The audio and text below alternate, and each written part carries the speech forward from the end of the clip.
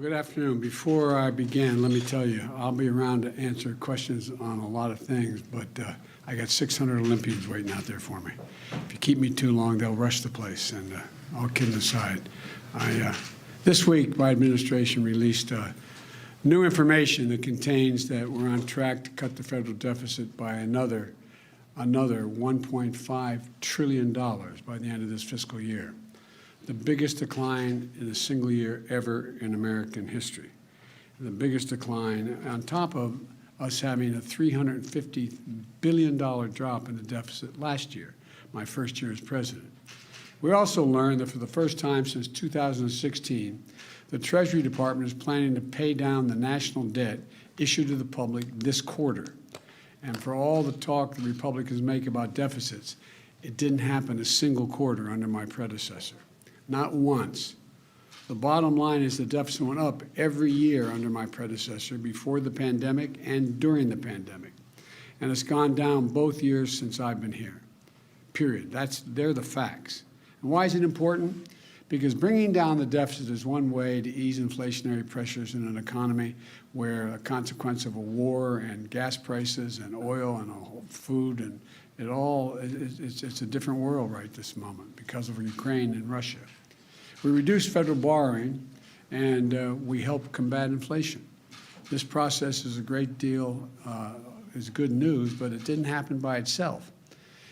The previous administration increased the deficit every year it was in office, in part because of its reckless $2 trillion tax cut. I know you're tired of hearing me saying but a $2 trillion tax cut that was not paid for, And a tax cut that largely benefited the biggest corporations, 55 of which earned $40 billion in profits and paid not a single penny in income tax in 2020, and wealthiest Americans, like the billionaires, who on average pay just 8% in federal taxes. The previous administration not only ballooned the deficit, it undermined the watchdogs, the inspector generals, whose job it was to keep the pandemic relief funds from being wasted. Remember, at the time, I kept saying they're going to fire the inspector generals. Well, they fired the inspector general.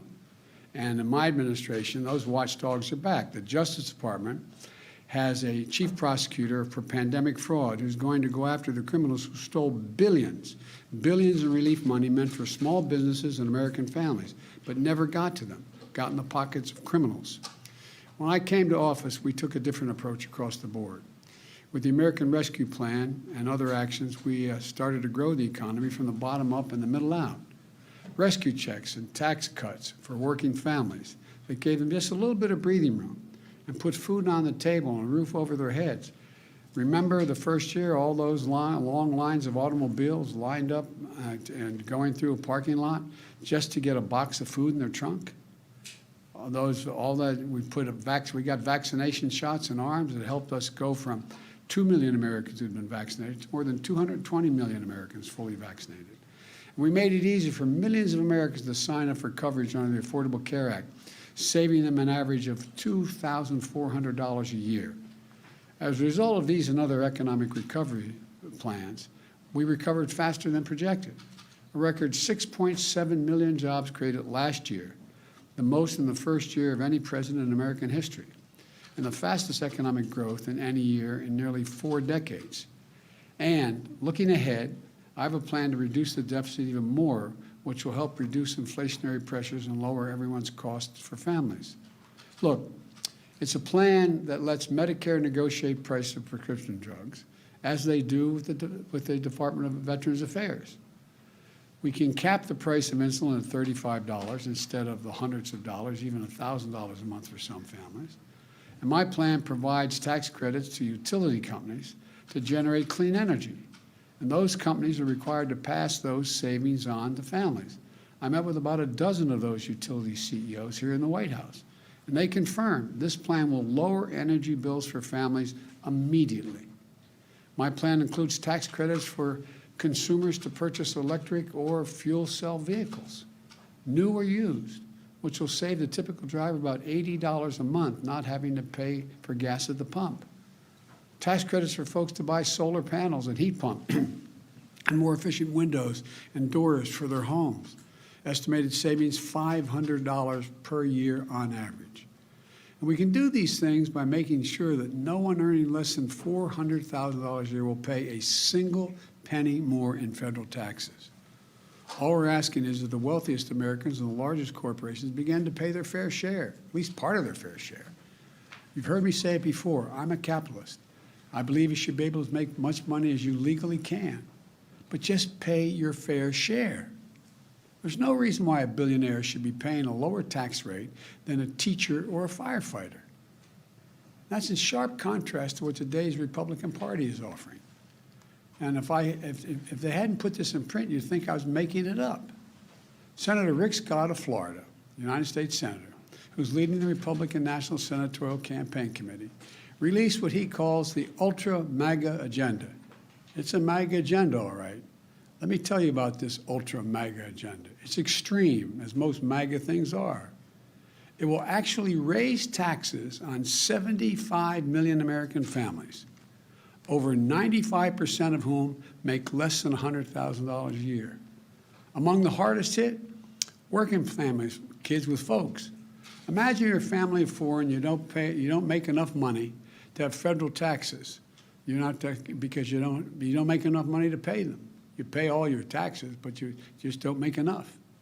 And under this new plan, this tax plan, the Ultra MAGA agenda, while big corporations and billionaires are going to pay nothing more, the working class folks are going to pay a hell of a lot more. And it goes further than that. This extreme Republican agenda calls for Congress. Now, I'm not making this up either. You ought to really think about this. It requires a vote, if it were to pass, every 5 years, the Congress would have to vote to reinstate or eliminate Social Security, Medicare, and Medicaid. Social Security is something seniors have paid in for their whole life. And it has to be reauthorized. Has to be reauthorized every 5 years. Look, again, it's hard to make this up, but then again, it's a mega agenda. You know, meanwhile, millionaires and billionaires and corporations skate by. Imagine that. Just imagine that. I think it is truly outrageous. I've offered a different plan, a plan rooted in American values of fairness and decency. Wealthy folks and corporations will pay a little more. Billionaires will have to pay a minimum tax. And again, most importantly, no one making less than $400,000 will pay a penny more in federal taxes. We're going to protect and strengthen Social Security and Medicare, not put it on the block every 5 years. Let me remind you again, I reduced the federal deficit. All the talk about the deficit from my Republican friends, I love it.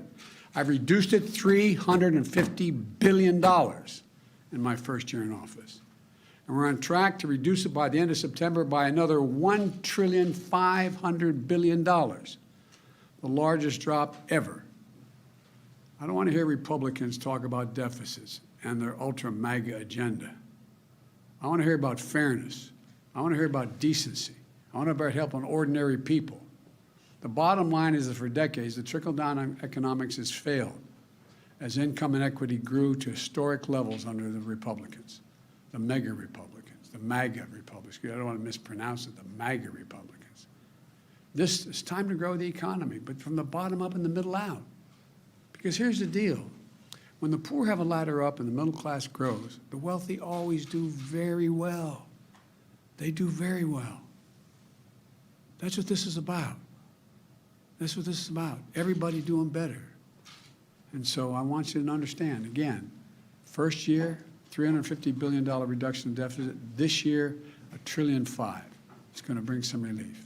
Thank you. I take a few questions quickly. Mr. President, may I ask you a question about sanctions? The EU, about sanctions against, or about further sanctions in Europe. The European Union today announced new sanctions against oil, against Russia. What's the next round for the U.S.? And also on a separate issue, what's the next step on abortion once this case gets settled? I want to ask about deficits, huh? I want to make sure this doesn't get covered. Okay, here we go. I'm going to answer those two questions and then go out and talk to the Olympians. With regard to the additional sanctions, we're always open to additional sanctions, and I've been in consultation. I'll be speaking with the members of the G7 this week about what we're going to do or not do, number one. Number two, what was the second one? Look. The second one was on abortion. As I said when when this hit, as I was getting on the plane to go down to Alabama, this is about a lot more than abortion. I hadn't read the whole opinion at that time. But this reminds me of the debate with Robert Bork.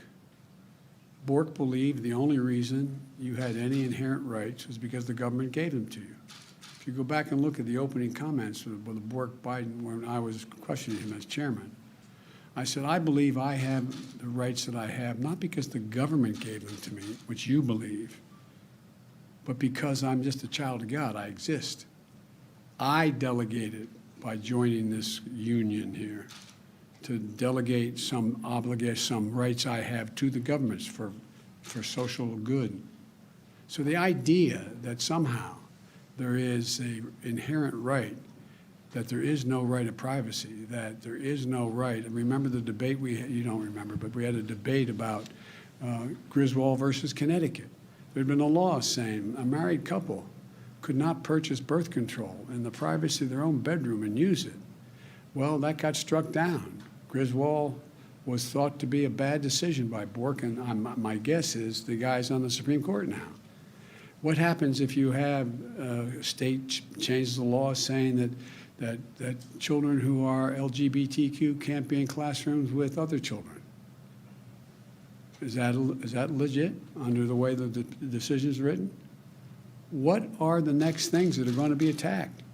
Because this MAGA crowd is really the most extreme political organization that's existed in American history, in recent American history. Will you make a speech on abortion like you did? Hey, I'm Rob Finnerty. Thanks for watching. If you enjoyed this video, please join the conversation in the comments below. Don't forget to subscribe, too. Hit the bell icon to be alerted to breaking news. And remember, there's a whole lot more on Newsmax TV, America's fastest growing cable news network. Newsmax TV, where real news for real people.